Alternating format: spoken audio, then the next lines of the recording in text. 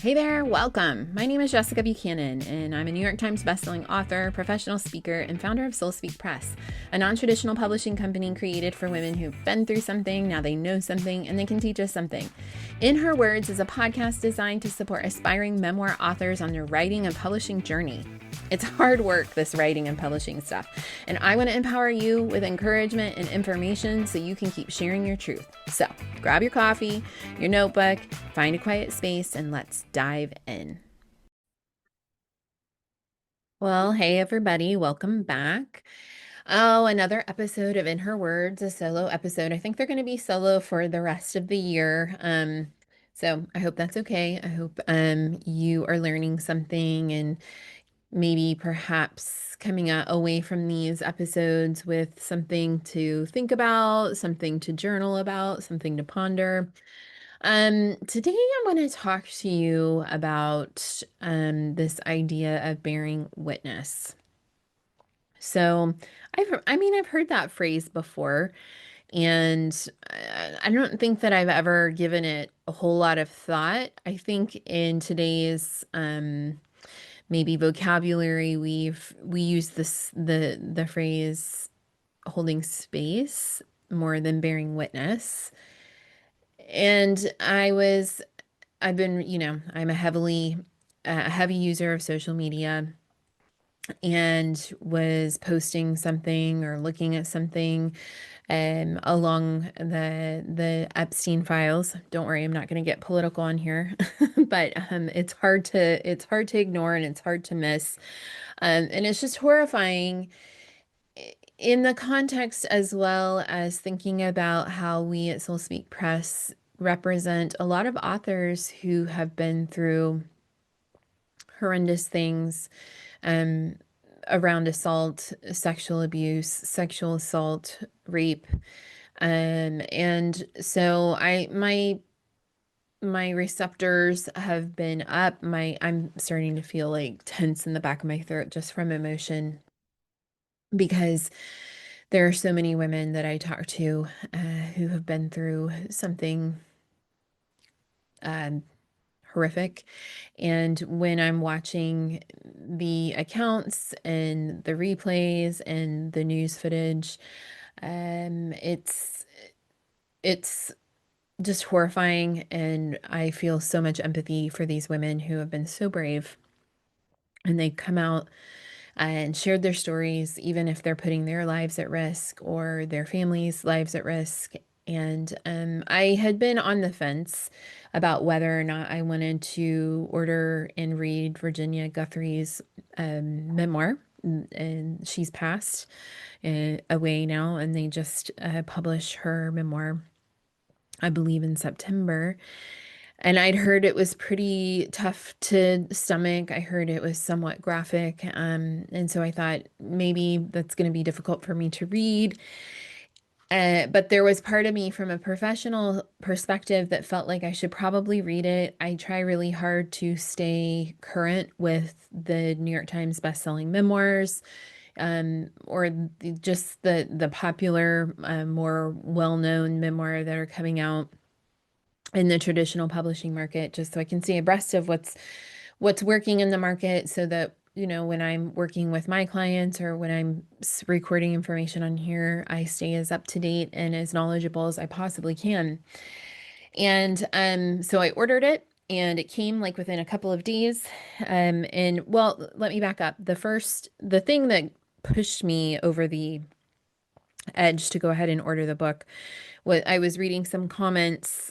Someone that I follow on Instagram was reading it, and she was talking about how hard it was to read. And someone replied in the comments, "Yes, but we need to bear witness." And I thought, that's interesting. What what does it mean to bear witness? And a couple of people were talking about that in using that phrase. And I thought, oh, it's probably similar to holding space. And I use that terminology a lot when I'm working with clients or when I'm talking to you. And so I think we throw those terms around, probably not bearing witness, but holding space for sure. And I'm like, I need to know what this means and why it matters and why it's important. Why is it important to bear witness to Virginia Guthrie's story? Why is it important to bear witness to all of the author stories that we have created and crafted and published here at Soul Speak Press? Um, and what does it actually mean? So, of course, I go to the dictionary and then my trusty little friend ChatGPT, and it turns out that bearing witness is what it says, what it sounds like. It's the act of being witnessed. It's the act of being believed. It is the act of being listened to, and it is the heartbeat of memoir. It's the thing that makes the story real. And when we bear witness to someone's painful story, we are we are communicating to them, I see you, I believe you, I support you. And it's such a tragedy that Virginia Guthrie is not here today to see the bearing of witness that is coming forth through the other victims and all of the readers and those who are speaking up on social media. I mean, her book's on the New York Times bestseller list. It probably will be for a very long time. I hope it is for a very long time. And so I want to talk to you today about why bearing witness, what it is, and why it's important for you as a memoir author. Not only to have someone bear witness to your story and to your pain, but for you to bear witness to it. So before you ever write a single sentence, you bear witness to yourself, right? You acknowledged hopefully your own pain, the things that you've survived, the versions of you that kept going when it was hard, and the moments that you tried to forget. And memoir writing it really is just this beautiful, gentle invitation to say, what I lived through matters. It's worth telling, and I'm brave enough to look at it. And I just love that. Like, let's just sit there for a moment in this, right? And if you're listening in your car or you're listening while you're on a walk and you're struggling with this concept of whether or not you should be telling your story, whether or not it matters, I want you to just say this with me, right? Or repeat it after me. What I lived through matters. It's worth telling. I am brave enough to look at it. That is the first act of bearing witness, to being able to say that to yourself, to God, the trees, the air, the birds, whoever. What I lived through matters. I survived, and this story needs to be told. It's worthy of being told. And then as you write, something else happens. You become the witness to your younger self, perhaps. Perhaps you can sit beside her, you can listen, you honor what she carried, you give her a voice that she didn't have then. This is why memoir isn't just storytelling. This is what makes it so transformational. And I see this time and time again as I work with clients, especially when we're doing anthologies, right? Because we're spending a very um, a prolonged period of time working very closely and intimately together. I can't ever, when I'm having calls, basically sales calls, sharing with prospective clients about what this will look like, what this will entail, and what comes out of it. Yes, there are the logistics, but there are some things that just aren't necessarily quantifiable. And I think it's this active transformation that I can try to describe to you, and that you can possibly visualize or imagine, but it can't be held and touched and measured for to put on an FAQ page. But it's the most priceless part that I have seen of working together on these memoirs with these authors and working to write my own story. It is the most, to me, it's been the most valuable piece of my whole writing journey, is that transformation of bearing witness to myself, of what I've been through, what I'm going through as I relive it. It's really cannot be stressed enough, and it must not be forgotten. So why is bearing witness the core of memoir craft? Okay, there are 5 reasons that this matters so profoundly for memoir writers. And I'm going to just go through, how I love a list, right? I love giving you some actionable, like one, two, three, four, fives. But here's the thing, memoir is not journalism, it's meaning making. And you cannot find meaning without slowing down long enough to sit with the truth of what happened and the truth of how it felt. And you can't run away from it. Journalism is movement. It's always on the run, it's always on the go, it's reporting facts. Memoir is about the meaning. What did it mean when this happened? How did it make me feel? Witnessing reveals what the story is really about. That's why we spend so long working on these anthologies. That's why it takes us 2,500 hours to put one of these books together, because we have to figure out what the story really is about, because it's not about the facts and the details, right? It's about what happened underneath, how we felt about it.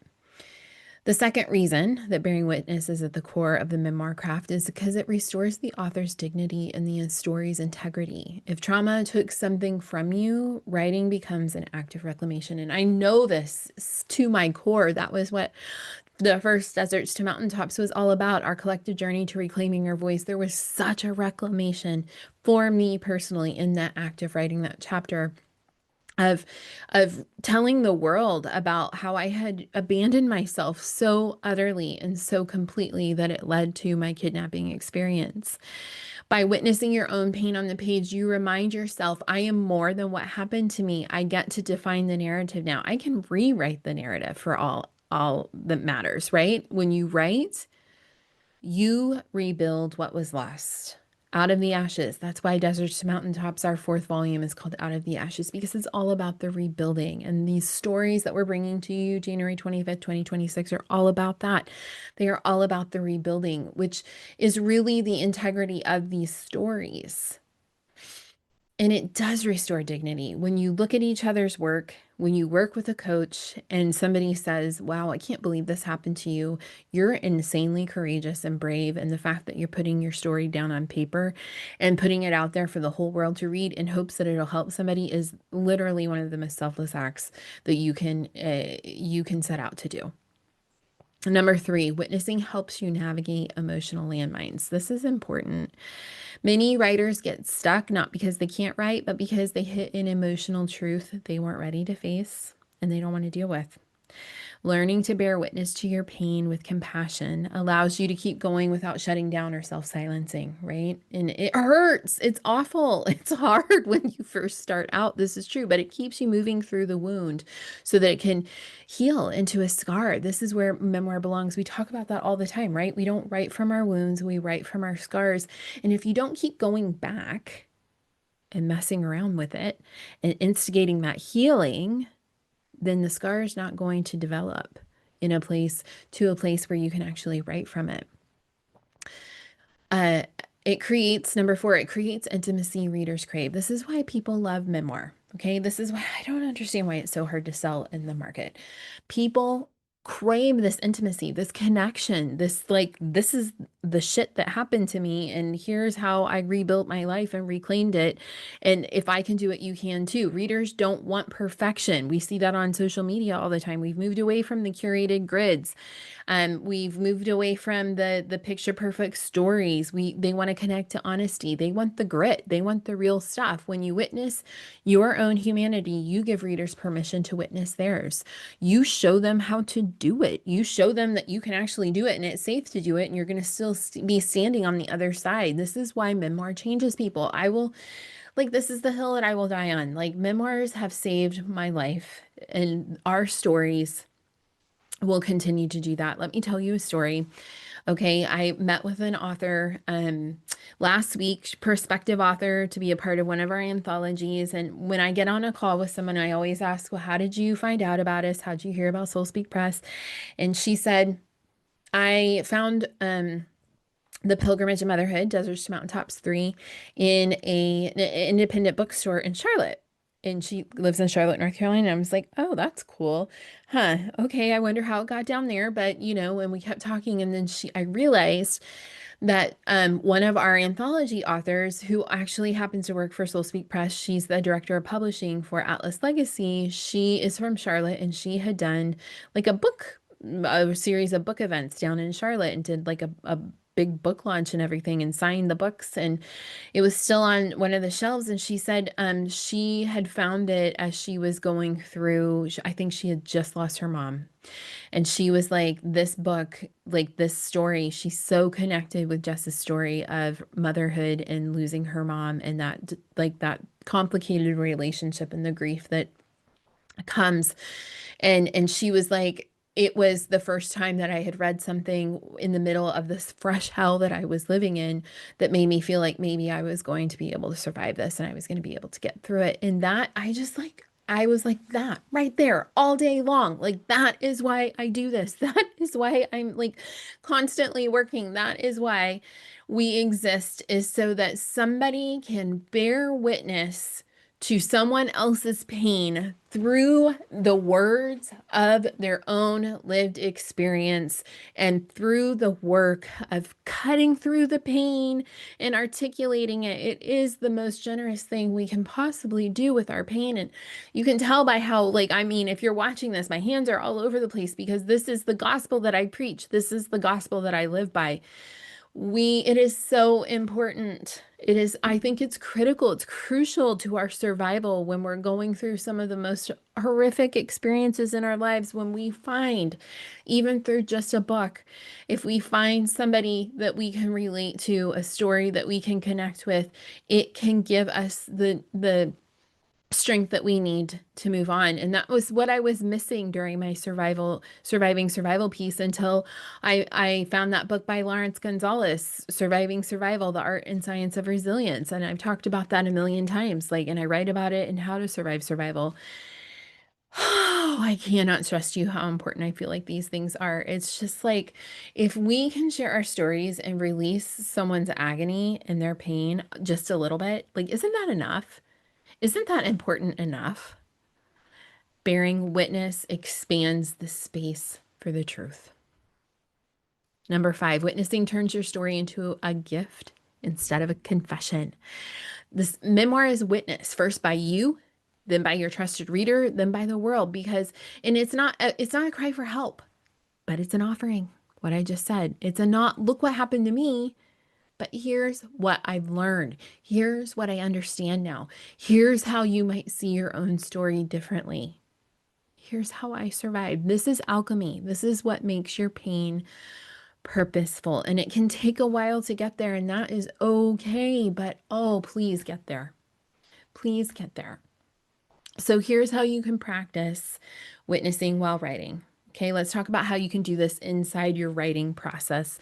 Okay, step 1, write without judgment. Stop judging yourself while you're writing. Your first draft is not about craft. I talk about this a lot. Like, your first draft is about, it's for you. It's about you. It's about telling the truth, the gritty, awful, awful, awful truth. Let the unedited version of your story speak. Let the curse words come. Let all of the horrible things that you have to say about your mother come out onto the page, and bear witness. Hold space for that truth. Now, step 2, let your younger self talk to you. Ask, what did you need that you didn't get? That's such a hard question. What belief did you form in this moment? I'm thinking about the chapter that I wrote for Out of the Ashes is about my mom and her struggles with mental health, and how that parentified me. And what did I need? I needed a mom in those moments. And what belief did I form in this moment? That I was responsible, that I had to take care of things. And what did you want anyone to say to you? Oh, I just wanted her to say, it's going to be okay. It's going to be okay. Right from that raw place. I've done it. I've survived it. And I put it together for you. And you'll get to read it in a couple months. Take breaks when your nervous system needs it. Bearing witness is brave, and it's not easy. Step away. Let your body catch up. Go take a Go take a break, go take a bath, take a walk, take a nap. I'm a napper now. I don't know what happened to me, but now I just have to go take naps. I'll probably go take a nap after this podcast episode. Share small pieces with someone safe. This is so important. Who are your safe people? You don't need critique. You need companionship. Let someone witness your story in its early fragile form, and this alone can be profoundly healing, and it can move you forward. I actually shared with a couple of my authors that I was writing this piece, and it was taking on a different form than I was expecting, and I was contemplating quitting. And several of them just like held space. They bore witness to the process that I was moving through, and they really encouraged me to keep going, to keep writing, and I'm so glad I did. This is where we can be profoundly healed when we allow somebody in that's safe and that we trust to witness our pain, right? Because we've decided that it's real and worth sharing. And that alone in and of itself is a reclamation. When you revise, look for the meaning. Ask, what's the message here? What changed me? What do I want the reader to walk away with? This is where memoir becomes art. This is where it becomes instructional. This is where it becomes transformational and unforgettable. And the reader becomes the final witness. When your memoir is eventually read by others, they witness your story too, and that is such an incredible gift. Your words can become, a bridge for them. It becomes a mirror that they can hold up to their own life, and this is why memoirs save people. They change culture. This is why your story matters, not because of the pain, but because of what happens when that pain is witnessed, integrated, and shared.